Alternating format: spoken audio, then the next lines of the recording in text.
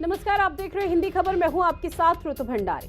संभल हिंसा पर हर रोज नए खुलासे हो रहे हैं। अब संभल हिंसा का हापुड़ कनेक्शन भी सामने आ चुका है। संभल पुलिस को एक गुमनाम चिट्ठी मिली है जिसमें बकायदा ये लिखा गया है कि संभल में बवाल करने के लिए हापुड़ से तकरीबन 20 से 25 युवा दंगाइयों को बुलाया गया था, जिसके बाद से संभल पुलिस पूरी तरह से अलर्ट मोड पर है।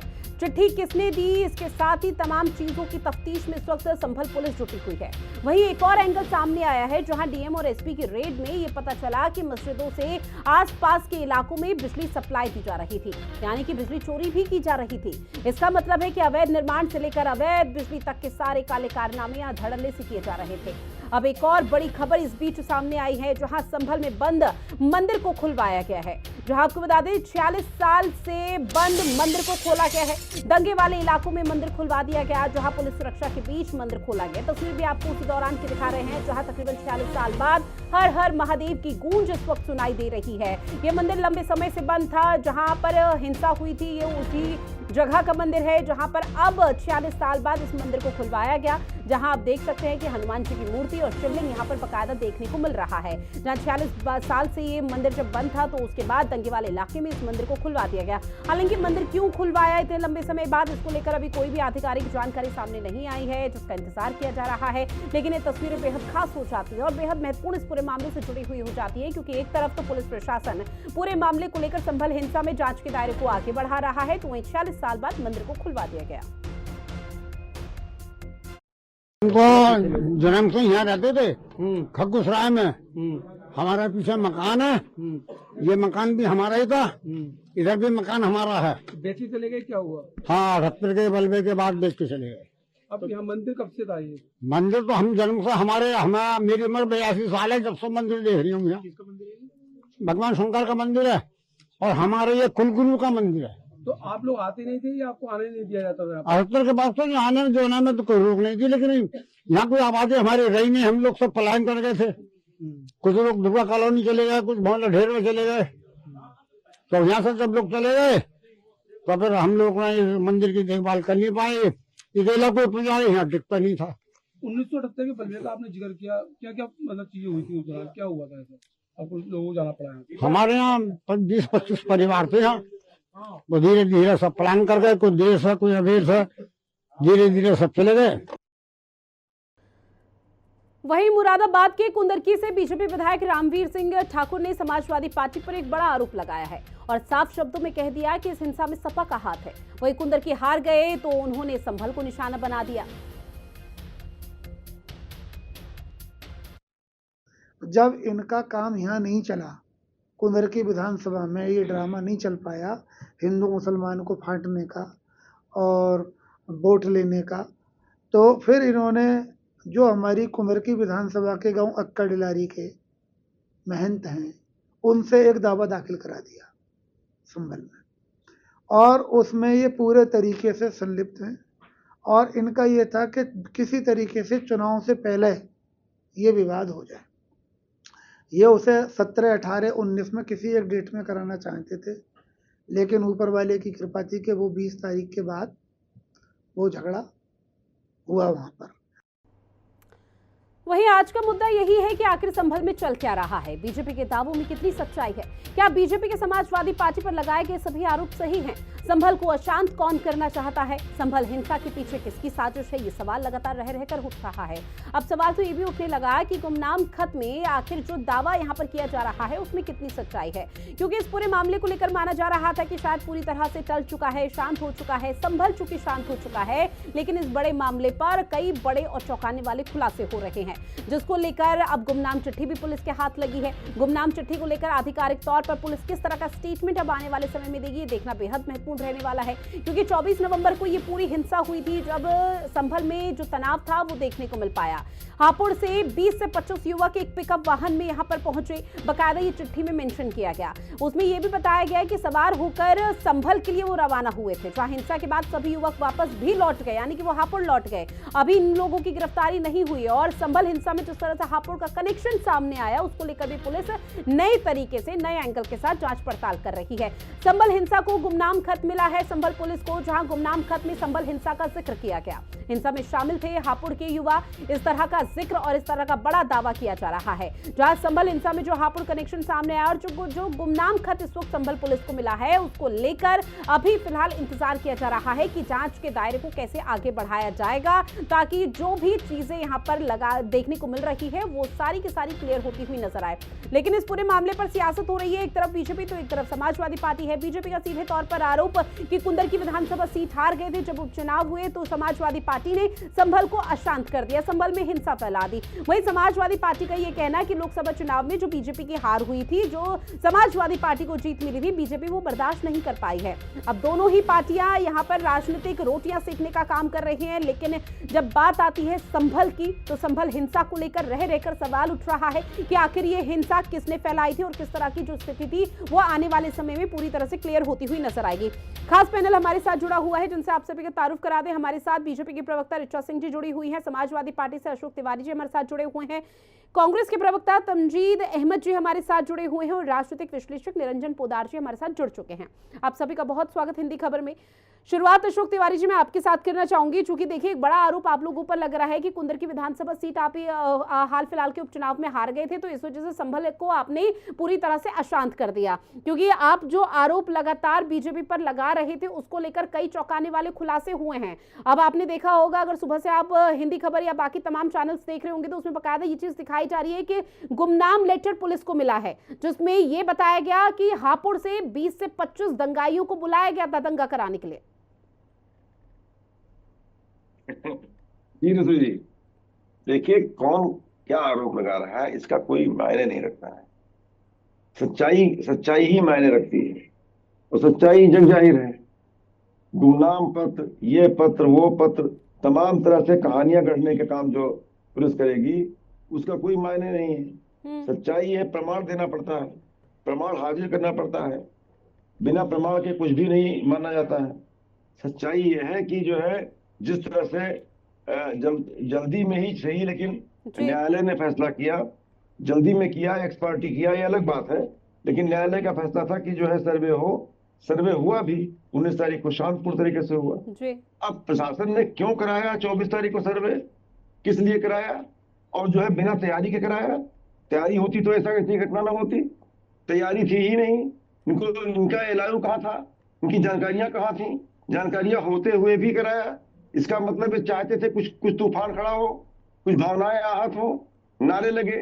सच्चाई यह है कि प्रशासन पूरी तरह अक्षम साबित हुआ है, या तो संलिप्त है या फेल है, दो में से कुछ है। अगर फेल है तब भी गलत है, संलिप्त है तो बहुत ही गलत है।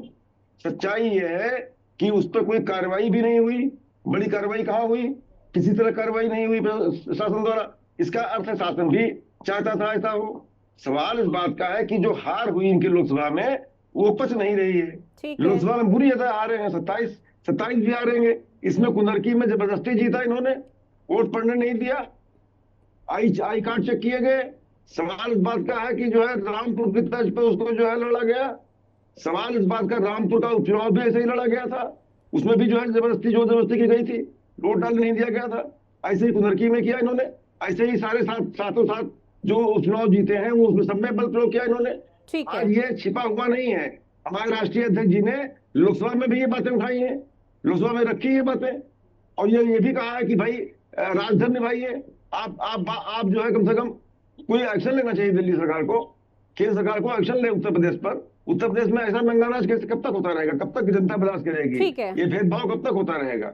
जी, निश्चित तौर पर आपने कई महत्वपूर्ण बातों का जिक्र किया और आपने चूंकि कहा कि जो आरोप समाजवादी पार्टी पर बीजेपी लगा रही है वो बेबुनियाद है, निराधार है। अब सिर्फ मैं सवाल पूछूंगी तो आपको बहुत जल्दी बुरा लग जाता है, इसलिए मैं चाहूंगी कि विनम्रता पूर्वक आप सवाल का जवाब दीजिएगा कि जो आरोप अभी आप बीजेपी पर लगा रहे हैं, क्या उसका कोई साक्ष्य है आपके पास? क्या कोई प्रूफ है? उसका साथ जनता देख रही है, सब कुछ साक्ष्य सारे सब कुछ है। जनता देख रही है, ये तो कोई प्रूफ नहीं हुआ ना। जनता क्या देख रही है, क्या नहीं देख रही? जनता जानती है, ये परसेप्शन है जनता का। जनता पूरे देश में इस चीज का चर्चा है, इस बात की। और हमारे राष्ट्रीय अध्यक्ष जी ने आज लोकसभा में बातें रखी है, बेबुनियाद रखी बातें क्या उन्होंने? उनकी सारी बातें बेबुनियाद है क्या? उन्होंने लोकसभा में रखा है इस बात का। जवाब दे प्रधानमंत्री जी बोले इस पर, बताएं। ठीक है, शाम 5 बजे जी। बोलेंगे पीएम मोदी, तब आप सुनिएगा। मैंने ये कहा ही नहीं कि राष्ट्रीय अध्यक्ष बेबुनियाद बातें रख रहे हैं अखिलेश यादव की तरफ से, लेकिन आरोप आप लोगों की तरफ से जब लगाया जा रहा है, आप लोगों पर आरोप लगता है तब आप प्रूफ मांगते हैं, लेकिन आप लोगों की तरफ से दूसरी पार्टियों पर यहाँ पर आरोप लगा दिया जाता है। ऋचा सिंह जी जवाब दीजिए, क्योंकि संभल मामले को लेकर संभल तो शांत हो चुका है, राजनीति अशांत है। ये सवाल रह रहकर इसलिए उठ रहा है क्योंकि संभल में कई ऐसे बड़े और चौंकाने वाले खुलासे हो रहे हैं, और आप भी जानती है कि 20 से 25 जो हापुड़ कनेक्शन यहाँ पर निकला है युवाओं का, दंगाइयों का, ये कोई पहली दफा तो हुआ नहीं। ऋतु जी, संभल में एक सोची समझी साजिश के तहत समाजवादी पार्टी और समाजवादी पार्टी के मौजूदा सांसद और विधायकों ने जिस तरीके से कुंदरकी में जो इनकी हार हुई, उससे खींचकर वहां पर हिंसा कराई, अराजकता कराई और पूरी तरीके से उसको दंगे में तब्दील करने की कोशिश की। लेकिन उत्तर प्रदेश में माननीय योगी आदित्यनाथ जी की सरकार है, जिसमें दंगा मुक्त उत्तर प्रदेश हुआ है और किसी भी दंगाई को बख्शा नहीं जाएगा। लेकिन अभी जो समाजवादी पार्टी के प्रवक्ता कह रहे थे, समाजवादी पार्टी के प्रवक्ता को ये पता होना चाहिए कि संभल में ये हिंसा कोई नई नहीं है। संभल में लगातार कानून के शासन को धता बताया गया, और इनको ये भी पता होगा कि ये जो मस्जिद है, जिसको ये लोग मस्जिद कहते हैं, लेकिन वो इमारत है जिसको 1920 में एएसआई ने अपना मॉन्यूमेंट घोषित किया था, और उस मॉन्यूमेंट को घोषित करने के बाद एएसआई ने 2018 में एक एफआईआर कराई, जिसमें ये कहा कि मॉन्यूमेंट के स्ट्रक्चर में चेंज किया जा रहा है। 2024 में एएसआई ने एक हलफनामा दाखिल किया और ये कहा कि हमको ही मस्जिद के भीतर, ये लोग जिन्होंने मस्जिद बना दिया है, उसके अंदर नहीं जाने दे रहे हैं। आखिर ये कौन लोग थे जो एएसआई को ही अंदर नहीं जाने दे रहे थे? ये कौन लोग थे जो स्ट्रक्चर को चेंज कर रहे थे? और जब सर्वे का आदेश हुआ तो समाजवादी पार्टी के सांसद और वहां के जो लोग कानून को लगातार धता बता रहे थे, उनको इस बात का एहसास हो गया कि सर्वे हो गया तो सच सामने आ जाएगा। ये वही सच है जो 2013 में मुरादाबाद के गजेटियर में ये लिखा गया, जब भारतीय जनता पार्टी की सरकार नहीं थी ऋतु जी, कांग्रेस की सरकार थी, और उस गजेटियर में इस बात का उल्लेख किया गया कि ये हरिहर मंदिर था जिसका मैम अभी जामा मस्जिद या हरिहर मंदिर को लेकर बात नहीं हो रही, बात अभी संभल हिंसा को लेकर हो रही है। वो हरिहर मंदिर था, जामा मस्जिद था, ये जांच का विषय है, जांच पड़ताल आगे भी चलती हुई नजर आएगी। लेकिन जिस तरह से हापुड़ कनेक्शन सामने आया है, दंगाइयों को बाहर से बुलाया जा रहा है, इसमें किसकी ताकत आप लोग देख रहे हैं? ऋतु जी, बिल्कुल ये सच सामने आना बाकी है, लेकिन ये तब उठता है सवाल जब ये कहते हैं कि सर्वे की क्या जरूरत थी, उसी दिन क्यों हो गया। ये प्रक्रिया लंबे समय से चली आ रही थी, और वहां पे सोची समझी साजिश के तहत आपने बताया ही कि जिस तरीके से हापुड़ से लोग आए, ये तो मीरापुर के उपचुनाव में भी बाहर से लोगों को मस्जिद में बुला के ठहराए हुए थे। इन्होंने पत्थरों को इकट्ठा किया, पाक ऑर्डिनेंस फैक्ट्री के वहां पे खोखे मिल रहे हैं, तो वहां पे एक बड़ी साजिश की तैयारी थी। लेकिन चूंकि पुलिस मुस्तैद थी, पुलिस ने 20 तारीख को ही मस्जिद के चारों ओर कैमरे लगा दिए थे, और यही कारण है कि लगातार दंगाइयों पे एक्शन लिया जा रहा है। कोई भी दंगाई बख्शा नहीं जाएगा, लेकिन जिस तरीके से समाजवादी पार्टी दंगाइयों के पक्ष में खड़ी हुई है और न्यायिक आयोग की रिपोर्ट आए बिना इन्होंने ऐलान भी कर दिया कि हम लोगों को मदद देंगे। कम से कम न्यायिक आयोग की रिपोर्ट आने का इंतजार रिपोर्ट तो अभी आई नहीं, उसका इंतजार तो बीजेपी को भी करना चाहिए। बीजेपी भी समाजवादी पार्टी पर आरोप लगा रही है, लेकिन आपसे अब निवेदन है मेरा कि अब शांतिपूर्ण तरीके से आपको सभी पैनलिस्टों ने सुना, तो आप बाकियों को भी सुनिएगा। ऐसे में तमजीद अहमद जी, आपका रुख करते हुए, क्योंकि अब लगातार सियासत तेज हो चुकी है इस पूरे मामले पर, कहा यह जा रहा है कि जो यहाँ पर आरोप लगाए जा रहे हैं वो महज बेबुनियाद है, लेकिन जो अब बड़े खुलासे हुए उसे कांग्रेस पार्टी कैसे देख रही है? देखिए ऋतु जी नमस्कार, और सारे पहले साथियों को मेरा नमस्कार। खुलासे क्या है? गुमनाम चिट्ठी आई हुई है, गुमनाम चिट्ठी का उस पर क्या जवाब दिया जाए समझ में नहीं आ रहा है कि इस गुमनाम चिट्ठियों को क्या जवाब दिया जाए।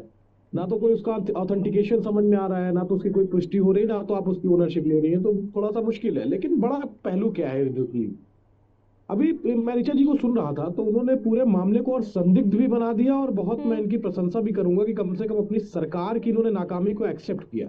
इन्होंने माना कि सरकार पूरी तरीके से कानून व्यवस्था का पालन करने में नाकाम रही है। सवाल कुछ भी उठाए जाए, कितने भी गंभीर सवाल उठाए जाए, कितने भी मुश्किल सवाल उठाए जाए, लेकिन कुल मिला के उंगली प्रशासन और शासन की तरफ भी उठ रही है। इतना बड़ा हादसा हो गया, इतना बड़ा दंगा हो गया, 5-5 लोगों की हत्या तक कर दी गई, उसके बावजूद भी एक अधिकारी के ऊपर अभी तक कोई कार्रवाई नहीं की गई है। ये मामले को तो और संदिग्ध बना रहा है। जब इतनी जानकारी ऋचा सिंह जी के पास है, जो प्रवक्ता है भारतीय जनता पार्टी की, तो क्या आईबी के पास जानकारी नहीं थी? क्या एलआईयू के पास जानकारी नहीं थी? क्या डीएम के पास जानकारी नहीं थी? कप्तान के पास जानकारी नहीं थी? तो दो ही पहलू है, या तो सब जानकारी होते हुए दंगा करने दिया गया और यहाँ तो जानकारी नहीं थी। तो दोनों पहलू में अगर देखा जाए तो कार्रवाई के हकदार डीएम और एसपी बनते हैं, लेकिन जिस तरीके से भाजपा सरकार ने उनके ऊपर कोई कार्रवाई नहीं की, तो एक तरह से उन्होंने शासन व्यवस्था, प्रशासन व्यवस्था को संदेश दिया है कि अगर आप दंगा करने में भारतीय जनता पार्टी की मदद करेंगे तो आपकी संरक्षण की जिम्मेदारी सरकार लेती है। ये सीधा सीधा संदेश दिया गया है। हम सब लोग पैनल में बैठे हुए हैं, इस चीज को तो लेके सब लोग एग्री है कि वहां पे ये एएसआई का विषय है, वो पता लगाएं कि इसकी कार्बन डेटिंग के हिसाब से कितना पुराना है, लेकिन बहुत सुंदर मंदिर है, पुराना है। नहीं, हमने कोई कांटेक्ट नहीं किया, हम पत्र भेजेंगे और वो बताएंगे सर। और भी कई मंदिर यहाँ पे पता लगा है कि इस तरीके के मंदिर और भी हो सकते हैं। देखिए, हम एक कार्रवाई कर रहे हैं डिटेल से और उसके बाद जानकारी मिली, प्रशासन को जानकारी मिली, जिसके बाद ये कार्रवाई की गई है। और देखिए, संभल हिंसा जहां पर हुई थी, वहां पर जो 46 साल से मंदिर बंद था, आखिरकार उस मंदिर को आज खोल दिया गया है। लेकिन अभी इसके पीछे की वजह क्या रही, डीएम को भी आपने सुना। अब इस पूरे मामले को लेकर उनका सीधे तौर पर कहना है कि जांच करवाई जाएगी, उसके बाद चीजें यहां पर सबके सामने होंगी। ऐसे में तमजीद जी, एक बार फिर से रुख आपका, पहले आप अपनी बात कंप्लीट कीजिए सर। तो फिलहाल जुड़ा के ऋतु जी, सारे गंभीर आरोप इस समय सरकार के ऊपर लग रहे हैं। ठीक है। और सरकार कोई कार्रवाई न करके अपनी अक्षमता का भी परिचय दे रही है, और या तो ये सरकार का सीधा संदेश है कि उन अधिकारियों को आशीर्वाद भी मिलेगा और उन अधिकारियों के खिलाफ कोई कार्रवाई नहीं करेगी जो भारतीय जनता पार्टी के सरकार के साथ दंगा फैलाने में मदद करेगी। ठीक है। ऐसे में निरंजन पोद्दार जी, आपका रुख करते हुए सर, चूंकि तमाम पैनलिस्ट का सीधे तौर पर एक दूसरे पर आरोप है और जो सबसे ज्यादा निशाने पर है वो है राज्य सरकार कि वो सिर्फ महज मंदिर मस्जिद या हिंदू मुस्लिम कर रही है। लेकिन एक बड़ा आरोप ये लगाया जा रहा है, बीजेपी की तरफ से कहा जा रहा है कि कुंदर की सीट हार गए तो संभल में हिंसा यहाँ पर करवा दी समाजवादी पार्टी ने। वही समाजवादी पार्टी लोकसभा चुनाव से इसे जोड़ रही है कि लोकसभा चुनाव में बीजेपी की हार हुई। सर, क्या माना जाए कि महज सब कुछ चुनाव के हार को लेकर ही यहाँ पर चीजें टिकी हुई है कि अगर जो पार्टी हारेगी वो इस तरह से हिंसा करवा देगी? देखिए ऋतु जी, मेरा ये मानना है कि ये केवल एक सीट की हार और जीत का मामला नहीं है। ये जिस तरीके से हमारे स्वतंत्र भारत के अंदर पिछले समझ लीजिए लगभग 73-74 वर्षों से एक मॉडल अप्रेंटिस बन गई थी कि कहीं ना कहीं एक वर्ग की भीड़ तंत्र को, यानी कि भीड़ को इकट्ठा करो और शासन प्रशासन तथा सरकारों के ऊपर दबाव बनाओ। और आपने देखा होगा, केवल आप संभल की बात मत कीजिए, आज तो मैं बता रहा हूं कि पूरे हिंदुस्तान की मैं बात कर रहा हूं, तमाम राज्यों की बात कर रहा हूं। आप देखते होंगे कि मुझे एक बात बताइए कि जब भी कोई कार्रवाई होती है, जैसे मैं एक उदाहरण के तौर पे कहता हूं आपको, आज से 6 साल पहले जैसे दिल्ली के अंदर अनऑथोराइज फैक्ट्रियों को लेकर के सीलिंग की कार्रवाई चल रही है, वो सीलिंग की कार्रवाई लगभग पूरी दिल्ली के अंदर चली, लेकिन जहां पे विशेष वर्ग यानी कि मुसलमानों के मोहल्ले जो थे, यानी कि उनकी जो बस्तियां थी, वहां पे कभी भी कोई सीलिंग की टीम जो है सीलिंग करने के लिए अंदर नहीं घुसी, मतलब घुसी ही नहीं। कार्रवाई तो छोड़ दीजिए, वहां अंदर तक गए ही नहीं। क्यों? क्योंकि वहां पे ये खतरा होता था कि भीड़ इकट्ठी होगी और हमला हो जाएगा, और जिस तरीके से पत्थरबाजी संभल में हुई उसी प्रकार के वहां पे कानून व्यवस्था की स्थिति उत्पन्न हो जाएगी। पुलिस भी उनको रोक देती है ऐसी कार्रवाइयां करने से। आज पूरे देश के अंदर जहां जहां ये जो विशेष बस्तियां या विशेष गढ़ बने हुए हैं, वहां पे आप चाहे मुंबई की बात करें, धारावी के अंदर पुलिस भी घुसने को कतराती है, या तमाम शहरों के अंदर कुछ एरिया ऐसे हैं जहां पे बिना, जिसको कहते हैं कि एक आत्मशक्ति के, कोई भी पुलिस अधिकारी, कोई भी प्रशासन किसी भी प्रकार की कार्रवाई करने से इसलिए कतराता है क्योंकि यहाँ पे भीड़ उग्र हो जाएगी, यहाँ पे कानून व्यवस्था की स्थिति चरमरा जाएगी, और उसके बाद में जो राजनीति है वो कहीं ना कहीं शासन प्रशासन के ऊपर। बिल्कुल सर, और इसीलिए तो कहा जा रहा है कि संभल तो शांत हो चुकी है लेकिन राजनीति अशांत है और लगातार यहाँ पर चीजें जो है वो देखने को मिल नहीं पा रही है। बहरहाल मेरे पास समय की कमी है और मुझे चर्चा को यहीं खत्म करना होगा। आप सभी मेहमान हमारे साथ जुड़े, इस महत्वपूर्ण विषय पर चर्चा की, उसके लिए आप सभी का बहुत शुक्रिया। और इस खास पेशकश में इतना ही, मुझे दीजिए इजाजत, नमस्कार।